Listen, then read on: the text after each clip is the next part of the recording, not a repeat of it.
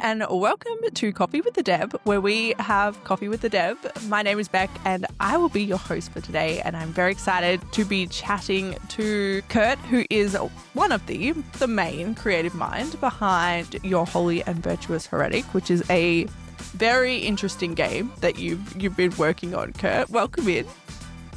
Thanks for having me on. Of course. Now, we're going to kick this off with arguably the most important question of this entire podcast, and that is, what coffee or caffeinated beverage are you drinking today?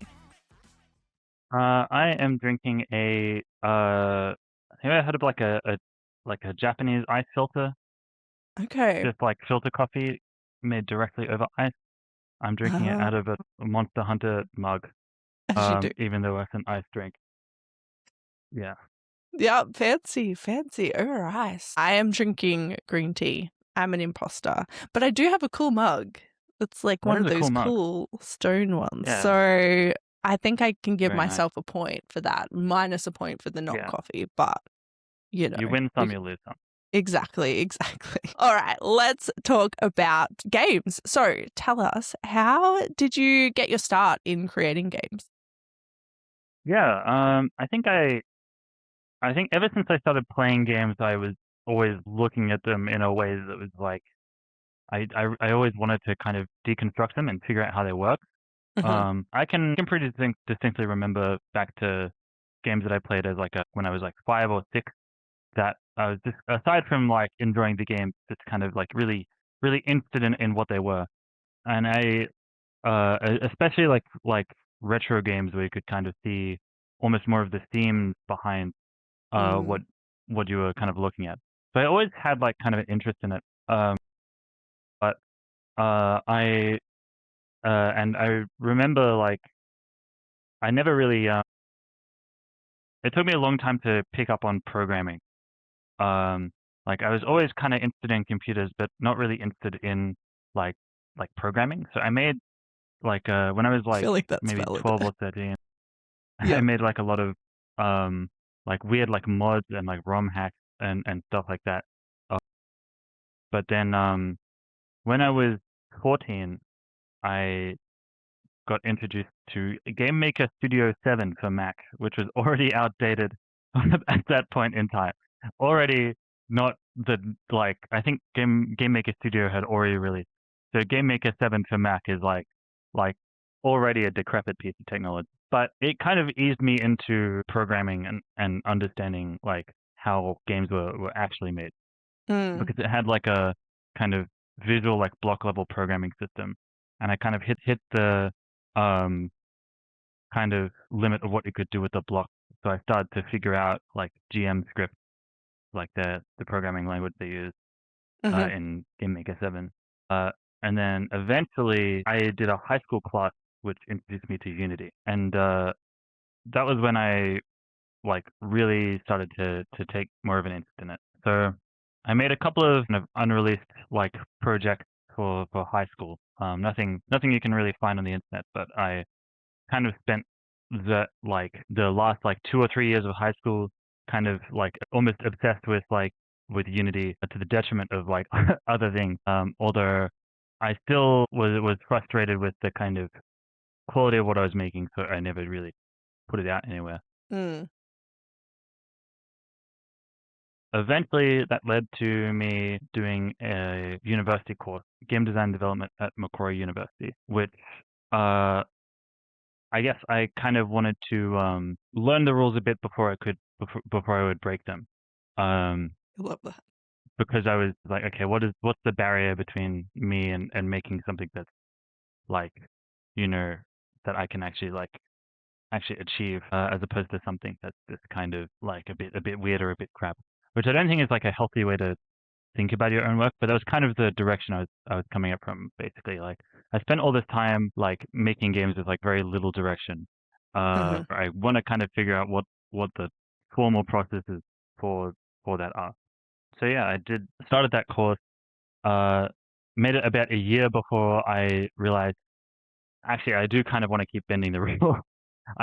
And started up your Holy and Virtuous Heretic in my spare time outside of university while I was studying in that course, which I then graduated at the start of last year.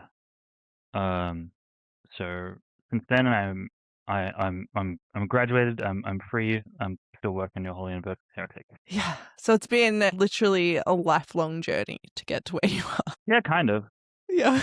I view it more as like almost like an 8-year long an 8-year long hyperfixation more than like a straight up journey, because it's always been a thing where like pretty much until I got to university, I kind of learned it more in the rather than learning game development in the order that you should learn it, or the order that would make the most sense, like by learning programming and branching out from there. I kind of learned it in the order that I was interested in. So starting off making like weird weird animations in Unity, and like weird programming experiments, and then like kind of hacked together stuff, eventually leading into something that looks a little bit more like a professional product. Yeah. So I know you said that you started by like dissecting games when you were a kid. What were some of those games that had the biggest impact on you, do you think? Yeah, I think it was a mixture of games where that were like kind of janky enough that I could kind of see, almost you could almost see like the seams and the edges of what was going on, and games that were so polished that they just kind of broke my brain a bit. Like I think the first game that I ever remember really looking at it and being like, how did anyone make this? How did this even happen? Was Sonic Rush for the DS, Mm-hmm.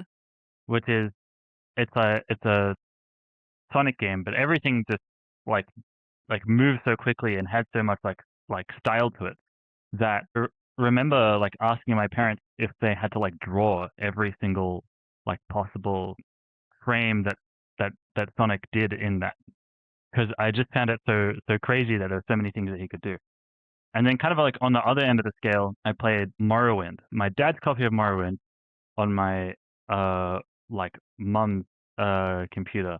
And also not that you should ever have any like 7-year-old play this, but Mech Commander, which is an RTS that was Yeah. also my dad's my dad's copy. But both of those are games that were like older than me, and have some rough edges. Um, but both felt incredibly expansive to me. So that through seeing kind of where the themes were, like recognizing like, oh, this is like an area where you have to like wait for it to load because the computer can't hold everything in it at once. Or like watching like something bugged out happen and realizing like, oh, like here's like the line between what the developer knew would happen and what the developer didn't know would happen. Those two different ends of the scale were what kind of made me start to think about it when I was like a kid. But either games that were really, really tightly polished and were beyond my wildest imagination, and games that were like seemed extremely expansive, but were also kind of broken. Yeah. Yeah. Yeah. It's so interesting because I'm like a little bit older than you. So I probably have a bit of a different experience. But, when I was a kid, the games that were released didn't have updates. Like it was like the game gets released and that's it. And if you were lucky, we used to get our game patches on like magazines, on a disc, on a magazine that you'd have to buy the magazine to get the update to patch the game. So it was like, if it's broken, it's broken. Like that's just it. Like there's nothing that you can really do after the fact. So it's interesting like hearing it from a different point of view, I guess, because that was the norm, like for games back then. That it was just like, no, some games are they just have quirks and that's okay. And you just kind of like deal with the quirk. It's very different to today's gaming landscape, I think, where it's like, oh, there's a bug. Oh, quick, let me fix it straight away and push out an update. So it's a different world now. Yeah, I think that was very much like kind of I'm kind of like I think I'm kind of like an elder Zoomer or whatever. So that was very much like I remember through like when I was a kid that was the case. And then kind of like at a certain point, by the time I got to like high school or whatever, it had Mm. started becoming the norm for games to kind of just release with like patches on day one, and then still kind of be broken anyway. But yeah, I do remember the kind of like weird like transitionary period Mm. of like you could like on the Xbox 360 you could build up a game that had a day one patch and then just not install it, Yeah. and then Yeah. still play the game anyway and just experience it as being kind of like the way it was, which not always the way it was intended to be played. Yeah. I think the Xbox 360, that you didn't even have to have the internet, I don't think, to play that. Like internet was like Yeah, an option, whereas now the consoles now it's like no, they have to be connected to the internet or you can't do anything. So it's such a different like landscape to experience in games now than it was, even 10 years ago. But it's not bad, it's just different, but it's interesting like, that was inspiring to you, I guess. Like seeing the games that weren't, fully polished. And like, during this time, we've also kind of seen this rise of indie stuff as well, because that wasn't a thing, kind of 20 years ago, really. Like an indie game was quite a rare thing. But now it's kind of the norm as opposed to like AAAs. Like we're seeing more indie games release than we are AAA games. So it's an interesting kind of like, perspective to have. But do you think there's any other games like that you've played throughout your life that have really influenced you as a developer? yeah, I can think of quite a few. Let's see. I think a big one was The Legend of Zelda: Breath of the Wild. Not that I would ever like attempt to make anything anywhere near that big, but I remember it struck me because it had like a kind of different approach to had kind of a different approach to like designing a open world or really a game in general than I had seen in the past.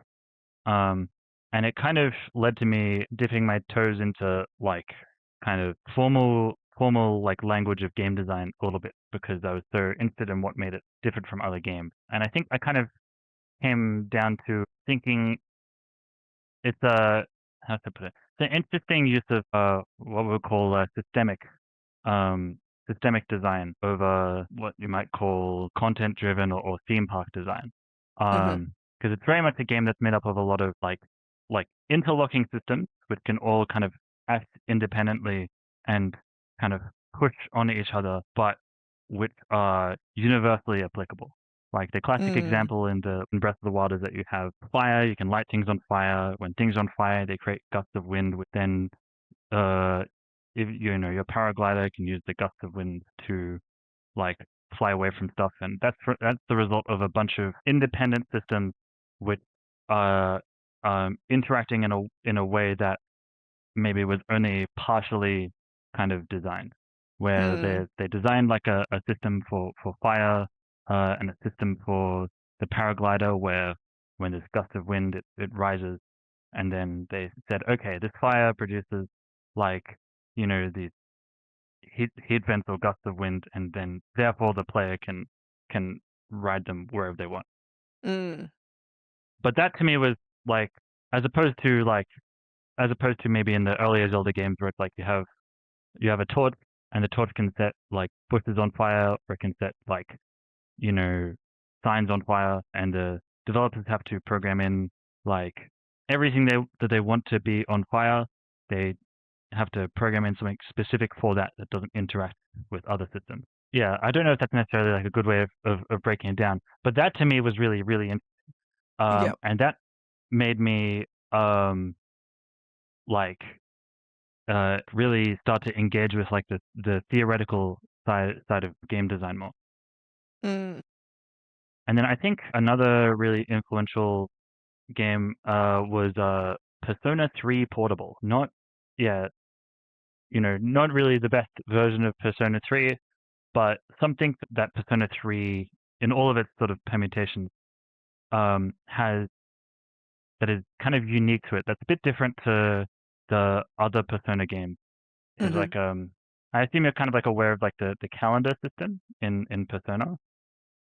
or I a little haven't bit. played any of the Persona games, That's okay. but I can appreciate it. Yeah, it has like a time management system. Or Persona 3, 4, and 5 have a time management system where it simulates each day. So on each day you choose who you hang out with, what you do, whether you go to fight the dungeon or you go to hang out with your friends. That's kind of the thing that people know those games for. But Persona 3 really struck me because of how that system interacted with the narrative.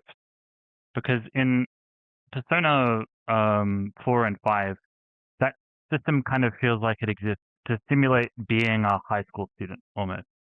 It doesn't really feel like it exists to drive a narrative purpose as much as it does to encourage this kind of narrative like fantasy of the high school simulation.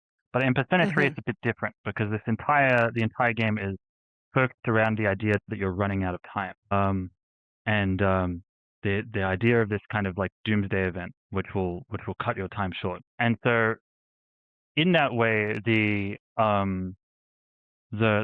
calendar system or the time management system actually becomes like a really effective and really foreboding.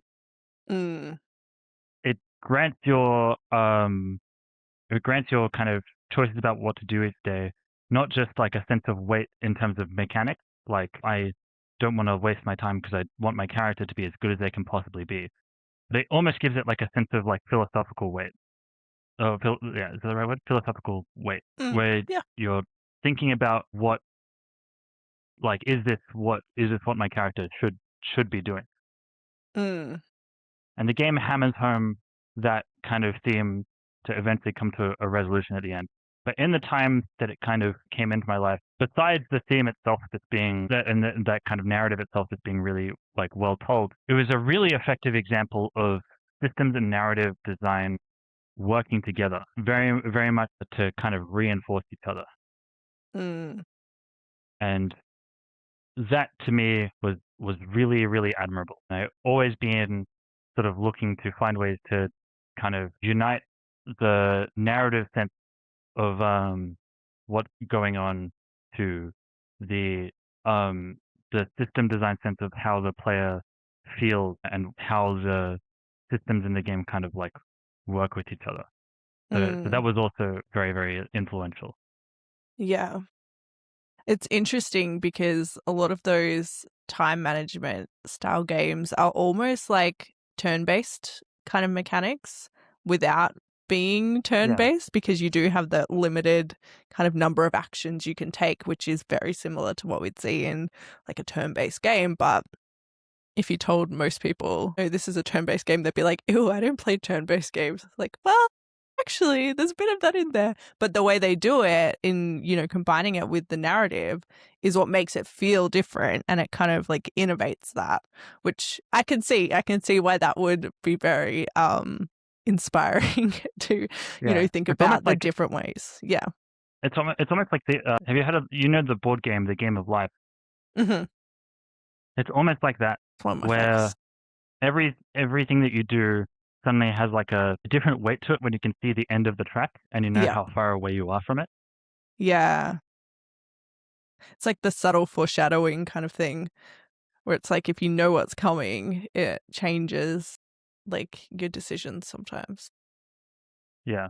And I think Persona 3 is very clear minded in the way that it like hammers that like over and over again in the themes and the way that other characters act, in the way the world kind of changes as you progress through the game.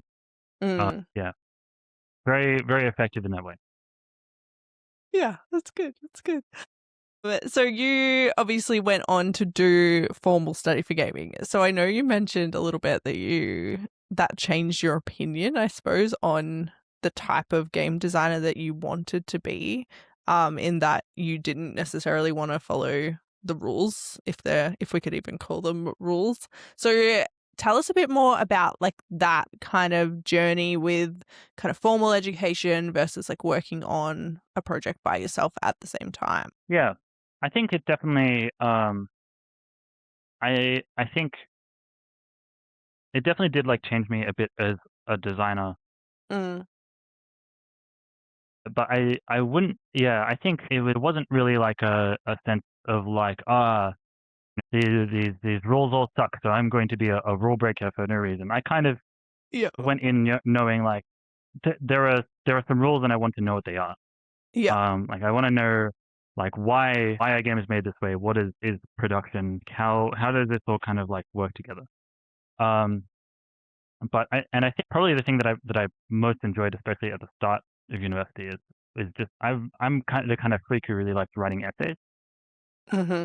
So I really liked a lot of the academic study of game design and game criticism, game studies, that sort of thing. But I think when it came to the actual the practical side of developing games in university, it's kind of like a necessary constraint. It is a sensible and good constraint to have, which is that a lot of the time, like your in formal education, you kind of very much like work your way up like kind of one step at a time. Mm-hmm.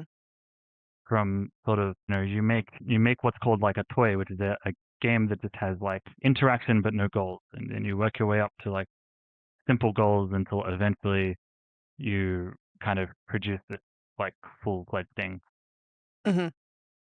But there was this kind of sense in which like within the scope of like academic study, I can only really make games that are very like kind of simple and mechanics focused, Mm-hmm.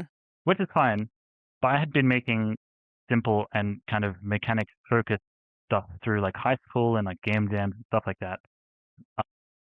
And I was really like hungry to try something interesting with narrative design Mm-hmm. and kind of like atmosphere and like storytelling. And like not it's it's not like the fault of formal education or whatever, right? It's like very much like all credit like all credit to the people working on the games course at Macquarie University. It's designed pretty perfectly for what it's meant to do.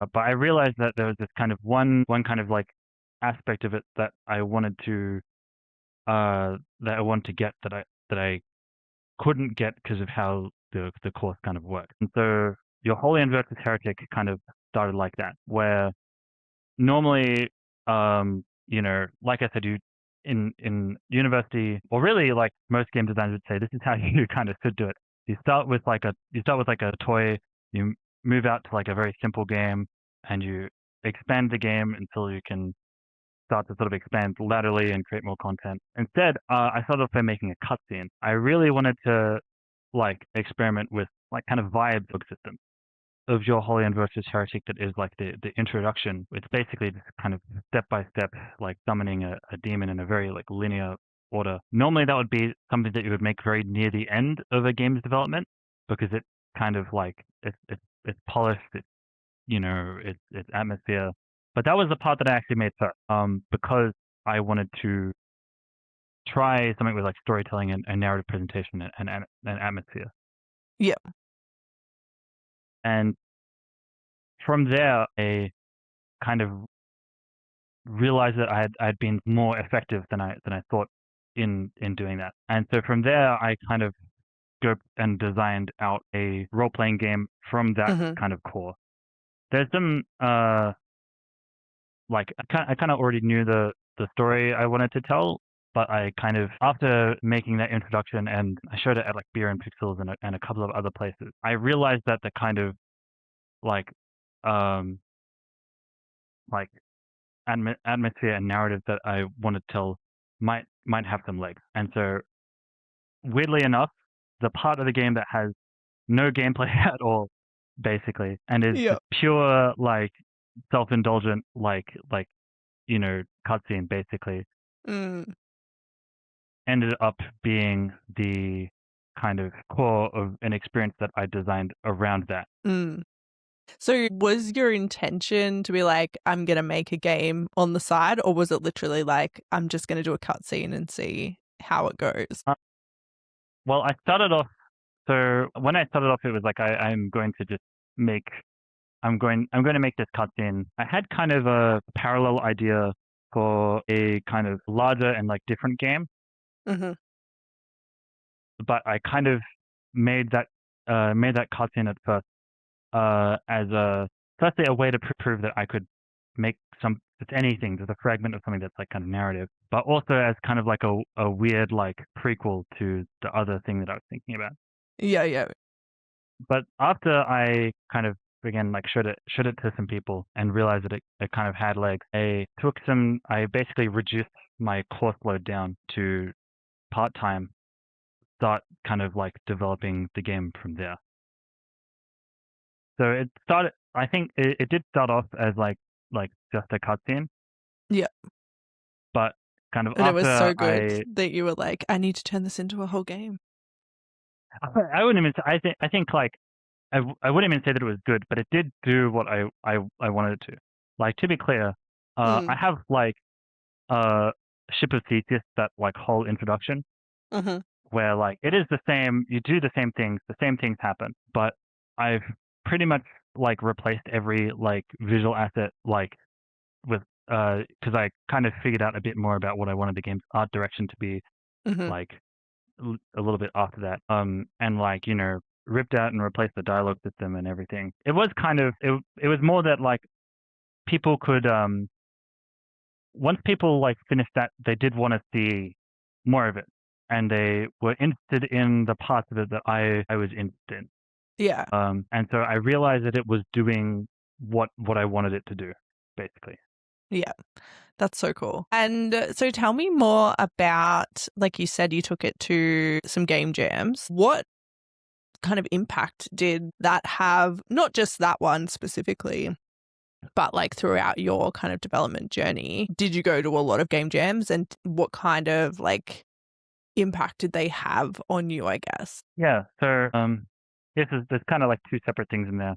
Because I've been doing game jams before, like your Holy and Virtuous Heretic, and I still do them now when I have time. I think game jams are really like they're really important for learning the process of iteration, and there's a kind of sense in which like I would kind of liken game design almost to cooking, where when you're if you cook a lot, right, you know, you kind of if you make the same thing over and over again, you kind of start off like seasoning to taste, right? You know, oh, this needs a little bit more salt. Oh, this needs a little bit more, you know, pepper or paprika or garlic, whatever. But if you make something enough times, you almost get to a point where you can, like, without even having to taste it, know how to kind of season it. And that's kind of what I would say game jams are useful for, where you kind of develop like a sense and like a muscle for game design and like game feel by making something in a short period of time and doing that kind of many times over. And then I think separately to that, one really good piece of advice that I did get in university is that a game isn't a game until it has players. And so when it came to your Holy and Virtuous Heretic, not really a game design project, sorry, not really a game jam project, but still something that I wanted to figure out, like, did I do it? Was this good? It was really vital to show it to people, even if I wasn't like ready to, you know, upload it to the internet yet or whatever. I kind of recognized that you don't know exactly what you have until you've been able to show it to other people. Like Beer and Pixels was really good for that. It's like an event in Sydney where game developers meet up in a kind of gungy sports bar and As you do. show each other prototypes. But it was good for just kind of getting a lot of like kind of first impressions from people. But also just like whenever I was at a game jam or whenever I was with other developers, I would kind of just whip out my laptop and be like, hey, here's this. Like, what do you think? And that feedback from people kind of helped to scope out what the game should be and understand where it had, you know, succeeded or not in that initial prototype. Yeah. Do you think that the game would exist the way it does now without that feedback? Yeah, I don't think it would exist the way that it does now. Actually, you know, I know it definitely wouldn't, because like the other good thing about talking to people is you get to like talk to people and you get to like make, you know, make connections, find out about stuff. you feel kind of less alone. I think if I hadn't taken the game to Beer and Pixels, I'm not sure that the game would even like. I'm not sure the game would even really exist at this point, because I don't think without being able to show it to other people, I would have had the confidence to do anything with it. I can't really pinpoint ways in which like the game design changed directly Yeah, because of course. feedback from that. But being able to have that process, like just to begin with, was really important for making the rest of the game, basically. Yeah, of course. So, are you working full time on the game now? No. Yeah, wish I was. I was hoping you were going to say yes. Yeah, yeah. I'm able to spend a lot more time on it than I was before. Yeah. Like obviously, I kind of went through this weird thing with university where I originally, for the whole time that I was at university and still now, I've held like a separate day job. Mm-hmm. So back when I was developing it during university, it was kind of this weird three-way split between university, working a day job, and the game. Mm-hmm. And then the semester after that, I realized, shit, like working on this game during university has some downsides. The biggest one is that people, understandably, don't really take you super seriously. Mm. There aren't really many like. It's not really. Again, to be clear, this isn't really the point of university. The point of university is not to do something other than university. So I can't really like be like, I'll take my fist at them. So, but it does mean that there's like there's not really like I couldn't really like leave my day job while to work on the game while doing university. After that like part-time period, I decided to kind of do the opposite and be like, okay, I know that I want to work on this game, but I do want to work on it more than I do now. So I'm actually going to go actually all the way like past what I was working on it before and do like the biggest course that I can manage to like wipe this out in a year and finish the rest of my degree. Which meant that like in that time, the game was like almost on hiatus. Not completely, but I wasn't really able to work on it very much at all. And then since graduating university, obviously that means that now I'm still split between like the day job and working on the game. But that's a lot easier than having the third thing in there as well. Yeah. Yeah. So I am looking for I am looking for pathways to like work on the game full time, but the game will come out no matter what. It'll I don't know where I was going with that, but yeah. It just might take a bit longer. Yeah, we'll see how we go. Yeah. No, that's very valid. I think, you see a lot of people who are full-time developers because they've got savings or they've got, funding or whatnot, but I don't think that's the reality for most people. I think especially if you're flying younger. by the seat of my pants. Yeah. Especially right now, the industry is really it's very like risk-averse. Where like the idea of being like I'm not, in some ways I'm a first-time developer, in some ways I'm not. But for the purposes of like of a publisher, like I haven't like made anything of this scale, so I'm a first-time developer. Yeah. And that's something that is just like not possible to justify. At least wasn't possible to justify like for the past like year or so. I think the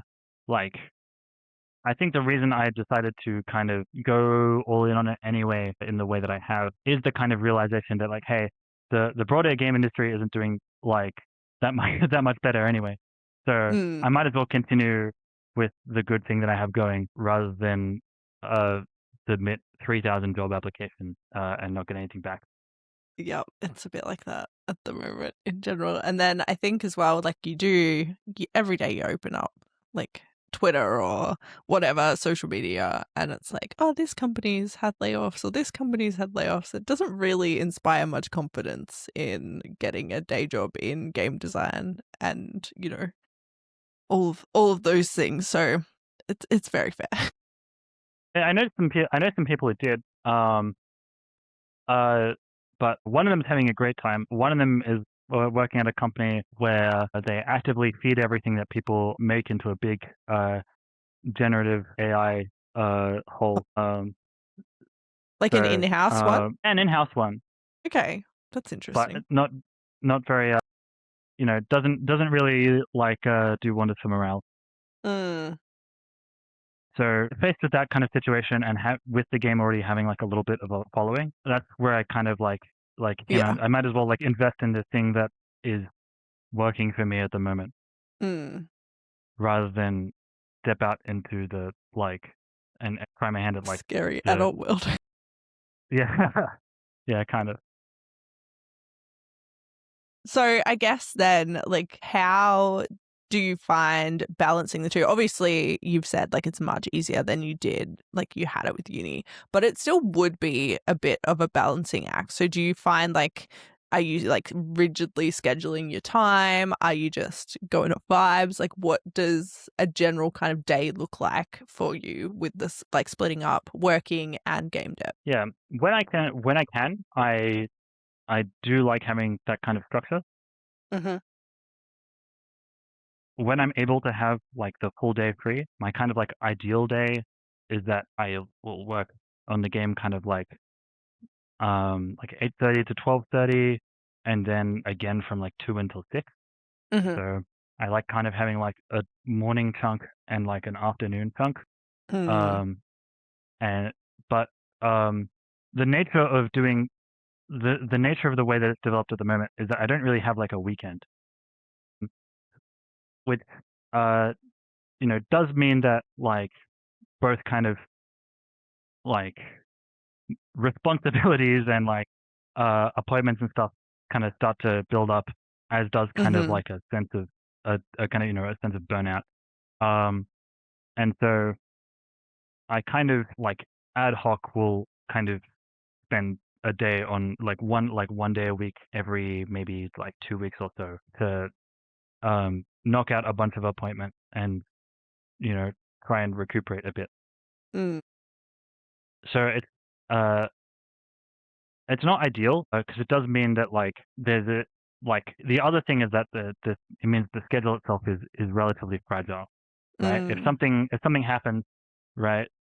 Like if I need to like attend to something, I can't really like push it to the weekend or like I can't really like like leave it for too long. I just need to you know kind of make do with the time that I have. Yeah. So I guess I'd say like I schedule it as much as I can because I do benefit from that. Yeah. But it is this kind of like like fragile system where one small thing can mean that I have to rearrange everything else to make it work, basically. Yeah, it sounds like my life a bit too. It's like you have one kid sick and it messes everything up, and then you're behind, and then, yeah, I can relate a bit there. Do you think, like, do you have trouble, like, with motivation and, like, discipline and things like that? Yeah, I think I kind of used to, but weirdly enough, that hasn't really been like a problem for most of the development of your Holy and Virtuous Heretic for a couple of reasons. Because I'm like kind of working on a lot of different parts of the game, Mhm. there's always kind of a lot of things that I could be doing. So if I don't feel like working on uh like like bug fixing or like uh new like development content, there's usually some kind of like art task or like admin sort of thing that I can do instead. Um, so uh, but there have also been times where like okay, there is now a deadline. Like I have to get the demo build out on this date, so I need to spend all of this time on bug fixing and nothing else. Or I have to have this trailer ready for this showcase, so that I have to work on that. And then it becomes less of like a problem of like kind of motivation and more about like enthusiasm. Like I'm kind of used to jumping between things. Um, but if I'm forced to work on one thing for that long, then it Mhm. starts to become a drag. Yeah. I'd say like, yeah. So I'd say like the having that opportunity to switch between things Mhm. does like allow me to kind of manage the motivation side of Yeah. things. Yeah. But at the same time, uh, when I do need to like knuckle down onto something, that does mean that that kind of crux gets like taken away a little bit, and I just kind of have to deal with it as it is. You just have to wade through the mud a little bit. Yeah, yeah. That's what it feels like for me sometimes. I'm like, I really don't want to do this. I want to swap, but yeah, sometimes you just have to get it done. So let's talk more about the game. Do you want to tell everyone kind of the overarching, concept of the game? Because we've spoken a little bit about the game, but not actually what the game is, apart from the 48 minutes very in, we're vague. finally getting to the elevator pitch. That's okay. Yeah, give me the long elevator pitch. Yeah, your Holy and Virtuous Heretic is a atmospheric occult RPG where you play as a demon summoner in the 19th century. So you play as this demon summoner called Aleista, who descends into this demon world where you're forced to fight some demons. You need to talk to some demons. Um, and as you kind of like descend into this world, you find out more about like Aleista and his kind of reasons for doing what he's doing. So you can talk to demons and have them join your party, similar to like Shin Megami Tensei. There's also a alchemy system where all of the items in the game have both like benefits and downsides, and you have to kind of manage them both. And all of the demons in the game are drawn from the Ars Goetia, which is a real world demonology text. Yeah, so it's got kind of like first person exploration and turn based combat, like a mixture of Ultima Underworld or something with Shin Megami Tensei. I mean, the art style is a whole thing as well, because it's very unique, is probably the best way to put it. It doesn't look similar to anything else. But where did you come up with the concept? So I know you wanted to do a narrative game. That was like the big part of, the initial idea. But where did like all the demon stuff come from? Yeah, so it came from a couple of different places. Like I said, I actually did kind of have like a whole like larger concept like ahead of it, which I then kind of shrunk down and like pre-qualified like into your Holy and Virtuous Heretic. That whole demon influence, I think, comes from probably not super surprising to say that I grew up in like a Christian family. Mm-hmm. Demon stuff was all very very taboo. Like I was not allowed to play Pokemon originally because there were too many Pokemon that were based on like Shinto myth, Okay. like specifically what Christians would call like biblical apocrypha. Mm-hmm. So until eventually my mum was like worried that I wouldn't have any friends, so she very solemnly gave me a starter pack of Pokemon cards.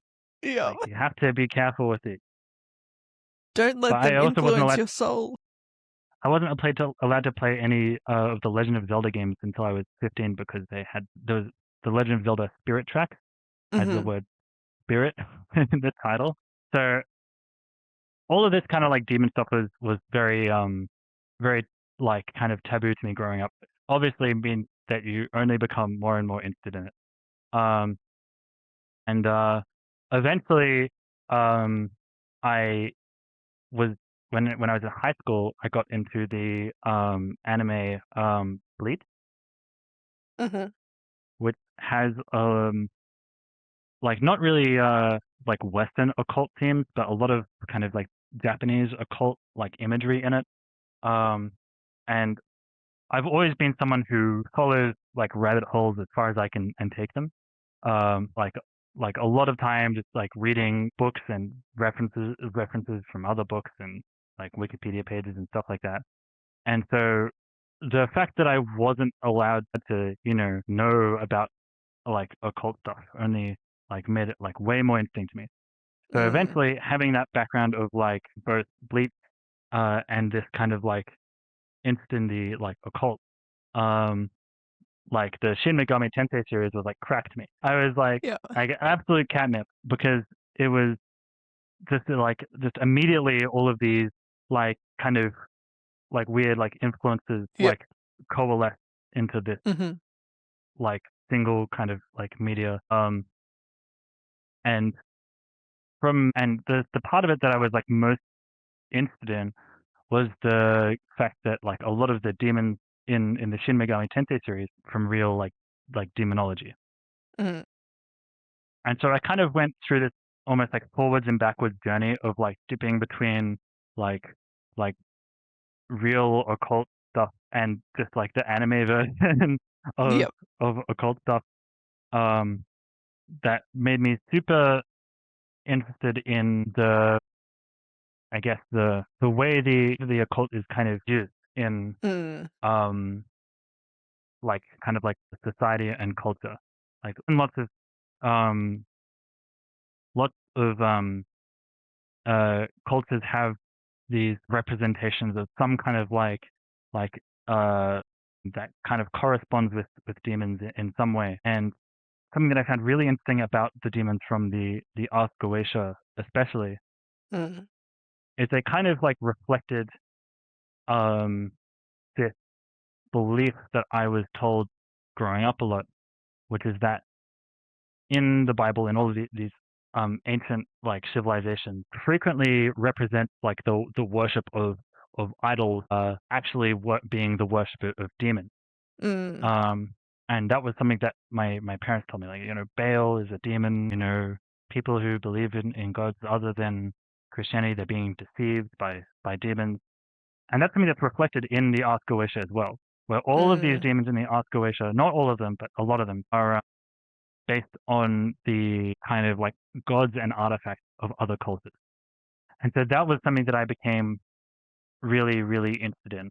Like how it kind of lays bare almost the kind of like what is a demon, not necessarily religiously, but what is a demon culturally, Mm.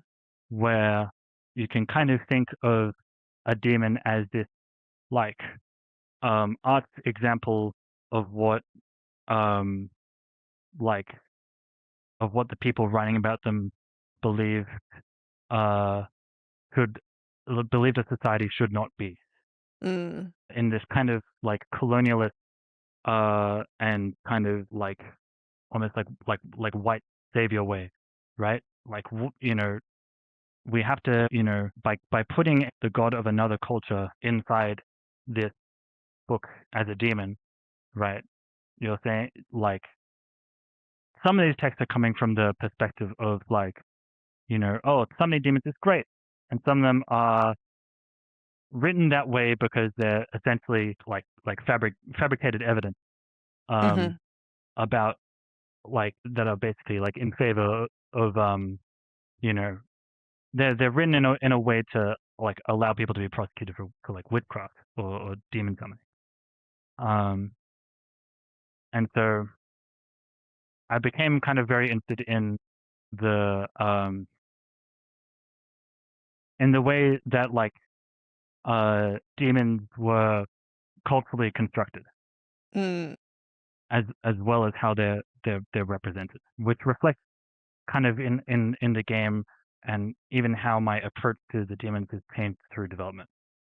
Yeah, I was about to ask, how has that affected the actual demons in the game? Because there are demons in your game. So I guess, like, are they loosely based off, the real kind of examples that you found? Or is it kind of a hybrid? Like, what can people expect? Yeah.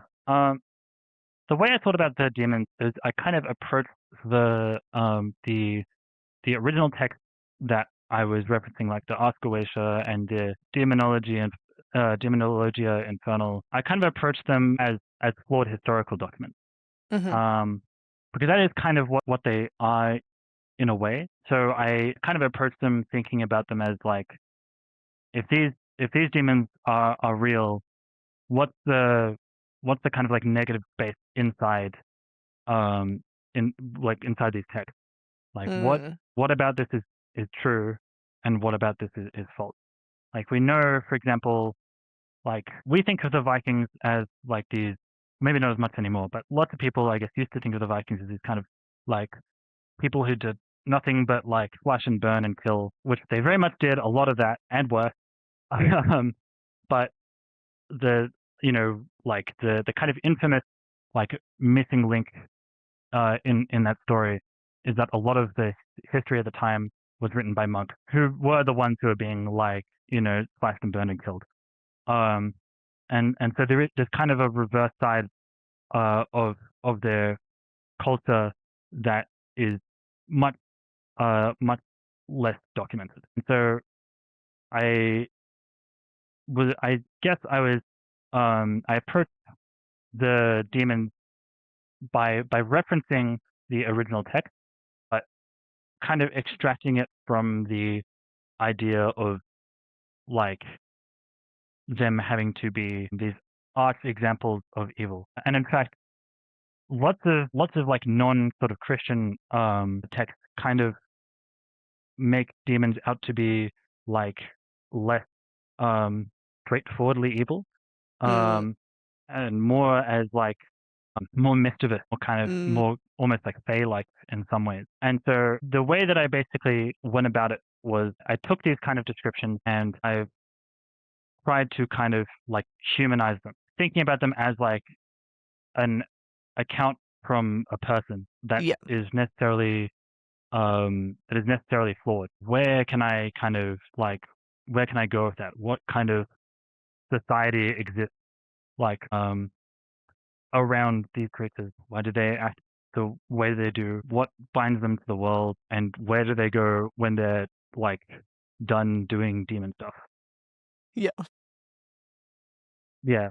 So I guess that's kind of how I approached it. To summarize it, I guess, approaching the demonology as like a flawed historical document, um, Mm. and filling in the gap. I think over time, the one way that this changed was acknowledging even more like where some of these depictions came from. Because Mm. something that I originally wasn't aware of was the kind of um, history of associating demons, especially these ones, and like Judaism Mm. and Jewish people. Lots of these kind of like sigils that are in the Ars Goetia are designed with a mixture of like kind of like Christian and like Jewish like symbols and Hebrew writing. It's all very like poorly transliterated. But one reason why that kind of cultural trope exists um, is because the Ars Goetia and other texts that came before it were again sometimes used to accuse people of witchcraft, Yeah. especially accusing Jewish people of working with the devil. Or Mm. working with demons. And so that was something that I had to kind of acknowledge in development and figure out how to deal with it in the story while still approaching demons in this like critical way that I had already thought of it. And I kind of end up deciding to, without spoiling the game too much, lean more into that idea of the not just the Ars Goetia, but the game itself being a kind of like flawed historical document with a perspective on these like fictional beings, basically. Yeah. No, that's so interesting. I love that it's not just like, oh yeah, it's just about demons. It's like, no, here's the lore of this game. uh, it's really good because sometimes like you want that, especially like the genre of game that it sits in. You want this depth in there, or otherwise it's not going to feel very, I don't know. I don't know what the word is, but like, you know what I mean? Like you kind of need this kind of real, um, kind of thought. And I think, particularly when you're talking about things like demons, there is a lot of stereotypes, there is a lot of stigma, there is a lot of those kind of things. So it's cool that it's not just, yeah, I want to make a game with demons in it because I saw a cool demon once. It's like, no, here's the lore, here's the texts, here's everything. Yeah. I've done my research. I love that. And like the nature of it is that like not all of it can end up in the game, right? I Yeah. still want the game to have like a reasonable scope. So I can't I can't actually Of include course. my. You can include like a whole like dissertation in there, as much as I might sometimes like to. But having that level of that level of thought and that level of like background into it, Hmm. you know, kind of makes me more confident that like the stuff that I do write intentionally, that perspective will kind of become evident through Yeah. osmosis almost, Yeah. Yeah. where it's kind of like having that level of like world building and having that level of real world knowledge will kind of become evident through the like decisions that are derived from it, less than Mm. necessarily putting all of it in the game itself. Yeah. Yeah. Yeah, for sure. No, it sounds, every time I talk to you about it, it sounds cooler and cooler. So you must be doing something right. Good Even to if hear. it's just getting better at explaining what it is. So I guess what have been some of the biggest surprises you've had whilst working on the game? Like, is there anything that has kind of caught you by surprise? Yeah. You kind of mentioned this earlier, but I think like weirdly one of the biggest surprises was that people like the art style. Mm, I it's really definitely like, cool. yeah, I definitely came up with the art style with the idea of being like, I wanted it to be like distinctive, and I wanted Hmm. it to be like kind of visually like engaging even when there Yeah. wasn't much happening, because it's like it is a turn-based game, so I want to make sure that like like, hey, pay attention. There's something for you to look at, kind of. But uh, a lot of it is born from limitation, which is Mm, how good things happen most of the time, right? But, like um, like I did not spend like a lot of time on like um I've always been like kind of interested in drawing, but it wasn't like art was never a skill that I really interested into, and so but it is something that I always have like an interest in.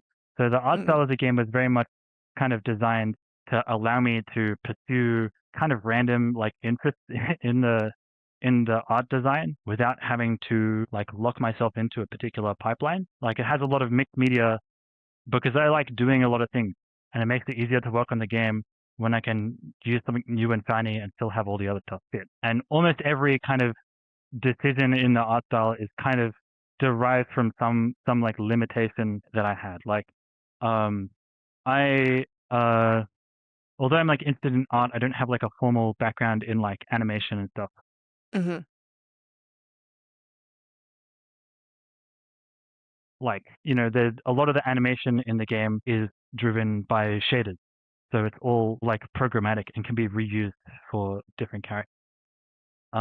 Sometimes it's not even like a limitation of myself. If you don't mind me going on a tangent, you can have like a Go podcast for it. exclusive.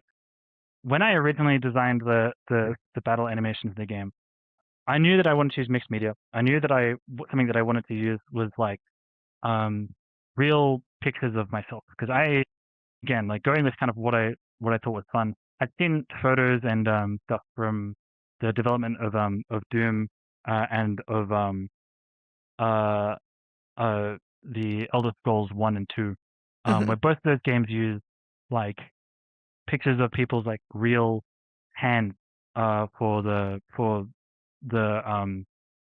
like firing animations and the sword slashing animations. I think even with Doom, they're even mostly toy guns, where they all had like orange tips, but they recolored the tips in post. Um, and so that was kind of the direction that I started going in. And right as I was about to start implementing my take on that for the battle animation, I came across a game called Hylic. Have you played Hylic? No. Okay. Hylic is like a very, very interesting and very cool RPG maker game that outside of battles it's all top down, but in battles it does pretty much exactly that thing. Like it has these like first person like hands casting spells, and um like it's the color is reduced. It's did it in a similar way. So I was like, Hmm. shit. It's gonna look like I was copying Hylic. It's Hylic is like the only other game that does that. Like if every game did that, then it would just be convention. It's just Alex doing it, and I don't want to like, look like I'm completely ripping off. So I had to like think pretty hard about it and think, how am I gonna make this something that like stands on its own? And so in a way that became its own limitation. And the solution that I came up with was not from a RPG or a like shooter or anything like that at all. Have you ever played Coffee Talk? Yes. Yeah. So you know how in Coffee Talk, how when you select your like coffee ingredients or your drink ingredients, you press the button, it does like the 3-frame animation of like, if it's Yeah. matcha, it will be like a matcha spoon. If it's like coffee, it will be a coffee grinder. So it's this like 3-step animation that changes depending on what ingredients you select. And that was basically what I thought of. It's like, I'll come up with I drew influence from that to instead have Mm-hmm. a 3-step animation that is defined by the properties of the attack itself. So if you look at like the battle animation in the game, when the main character casts a spell, it will do 2 different poses, and then they will do like a hand gesture, like Mm-hmm. this or this or this, and those are all defined by the spell's properties itself, and they have kind of a similar timing to Coffee Talk, Yeah. Okay. where they have that kind of like 1, 2, 3, like 3 frames in a row sort of thing. And so in that way, that wasn't even like a technical limitation. That was more of it was almost a little bit self-imposed. I probably could have just like copied Hilux if I was Yeah. really wanted to commit to the bit. But this other, almost like a creative limitation that was a little bit self-imposed, ended up making the game even more distinct. Yeah, that's so cool that you were able to kind of take that and not go, ah, damn, now I can't do anything, but actually like turn it into something that is unique and is arguably better. We don't really know because we can't compare, but like something that is more unique that's not going to be like you copied this Yeah, person. it at Like, least doesn't yeah, feel derivative. I think that's the thing. yeah, yeah, I don't mind. I mean, like, if you break it down, I copied from somewhere else. I'm yeah, still kind of like but copying the first. yeah, But the point is that it doesn't feel derivative is the point. yeah, yeah, I don't want it to look like the game is like a straightforward riff on yeah, some other thing. yeah, for sure.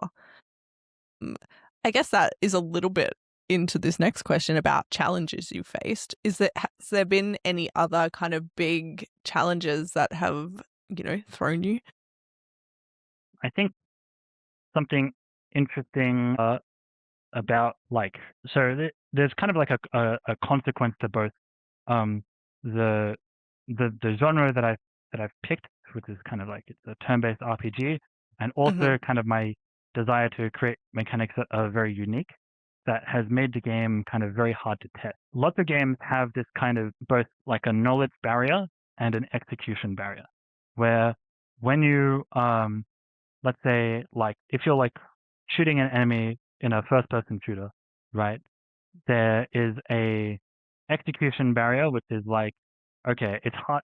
I need to have the reflexes to, move the mouse over to this character and click the mouse button in time. And then there's also like a knowledge barrier, which is like knowing that you need to shoot that enemy, but also maybe like, do I do a headshot or is it better to shoot them in the leg? So there's kind of those 2 elements.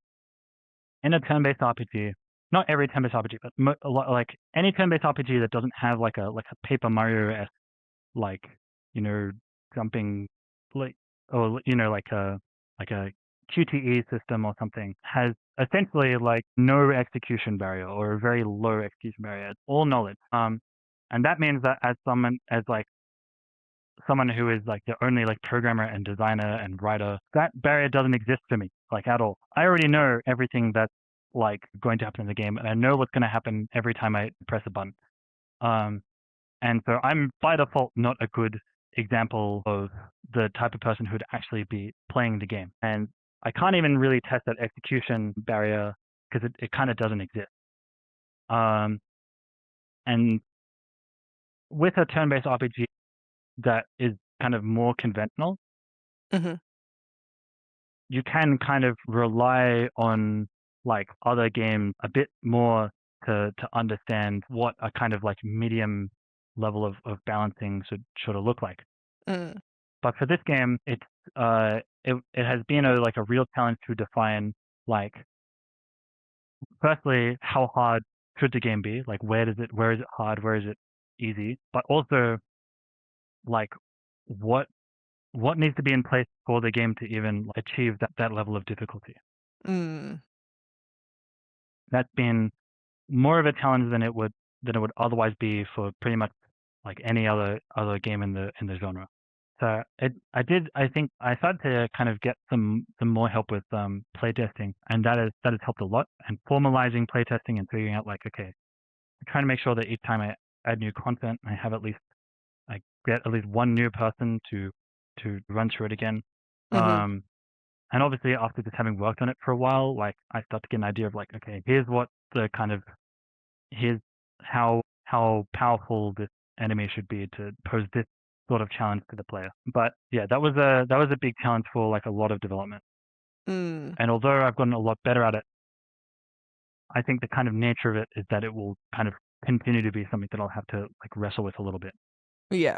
And then I think the other challenge is kind of the fact that it is kind of the fact that I was like a little bit inexperienced when I started development, Mm-hmm. because as I went through university, as I did more game jam stuff, I had a better and better idea of what the kind of, like, again, what the best practices are for designing and developing a certain type of system. And with that comes the kind of urge to like scrap and rebuild, right? Yeah. And that's like a hard urge to fight. It's like, oh, I could have done this like a little bit better. I could have, rearranged this. So, Mm-hmm. and the reality is that there's no easy answer to that. Mm-hmm. Like, because obviously, like, that will, if I like scrap and rebuild something, or if I change something drastically, then that's going to like make things easier in future but take more time now. Whereas if I leave it, that'll make things faster now but could cause problems later. And so I've had to think really hard quite often about, like, when is the right, like, firstly, like, is this something that I should just deal with, or is this something that I should, like, try and re-architect? Mm. But also, like, when is the right time to do that? Like, is now really the best time to update that whole system, right? Mm. Or is it like better to be like, okay, this is worth doing, but I should do it later at this point instead? Yeah. Be challenging to work it out. Especially when sometimes you do just want to rip the Band-Aid off and just get it over and done with. And then you're like, okay, then it's done. Then I can, but then the more systems you have and the more interwoven they are, the more complex it becomes. And you don't want to like change something, then break your whole game, which. Yeah, which has happened a few times. Yeah. And that, that doesn't, honestly, like, the like morale aspect is like is a part of it as well. Like, Mm. now might be the right time, like, in terms of the project, to change or update the system, but will doing it make me feel bad? Because Will sometimes, doing it make me if not want to work on the game anymore? Maybe. yeah, Yeah. exactly. But and then there's also times where it just needs to happen now. Like, it just needs to be, yeah. Um.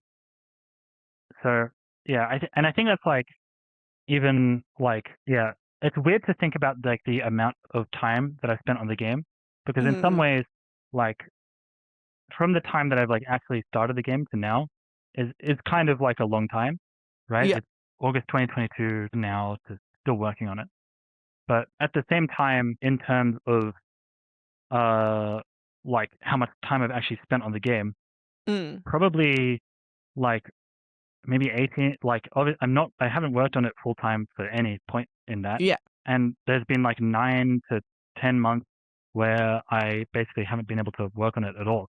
I've had to like drop it and just focus on other things. Mm. So in that sense, it feels like not much time. But then, kind of on top of that, I've also like changed a lot as a developer and as a person since then. And Mm. so that almost takes that time gap and inflates it even more. Where like when I started on it, I was like, probably not the best programmer. Mm. But since having started it, I've met a lot of programmers who are better than me, met a lot of developers who've like further in their career than me. Mm-hmm. And so that has kind of changed and so as a result, it feels like even though like I've, like, since I started development, it feels like I've almost become a different person. Um, and so there's lots of ways in which like the time feels both like it's like less time than real Mm-hmm. time and much, much more than real time, which makes the kind of like emotional aspect of it sort of complex. Yeah, definitely. I quite often think of my life like before kids and after kids, and Mm. it just feels like two different universes. Like you can't even compare. So I imagine it would be similar, maybe not quite as intensely. Um, but yeah, like it's definitely you are a different person right now than you were when you started, and you've learned so much. Knowing what is worth implementing and what's worth keeping would be very I challenging. think I don't envy your the role. moment where that struck me the most was like when I very much like when I started the project, right? Like I wasn't sure like past the before Beer and Pixels probably. I wasn't sure if it would be like a project that I would finish or a project that I would like just end up dropping. Mm. And I had this kind of intense anxiety about like I'm not like working on anything. I'm not like, I'm not I need to be like making stuff. I need to have like a portfolio. Mhm. And then basically like 2 years later, I like 2 years after that, I got to speak at Parallels, which is Mm. crazy. But Yeah. at Parallels, I sat next to Shuhei Yoshida, Mr. PlayStation himself, and I spent that whole time kind of like freaking it, like oh my, Very valid. there he is. Like I've never owned like an up-to-date PlayStation console. I've only bought old ones, Mm. but it was still like a moment of like oh my god, I'm a I'm a completely different person now, Mm. because at that point I was split between so many things. Far from worrying about like if I had like not enough portfolio, like I was worried like should I even be like still at university at all? Mm. Yeah, it was just this like that was kind of like a moment of like realizing how much I had like changed in that period. Yeah. That kind of brought that into focus emotionally. Yeah, for sure. I mean, even the experience of university itself, doing anything Yeah, is so definitely. like huge. So, it's huge. It is huge.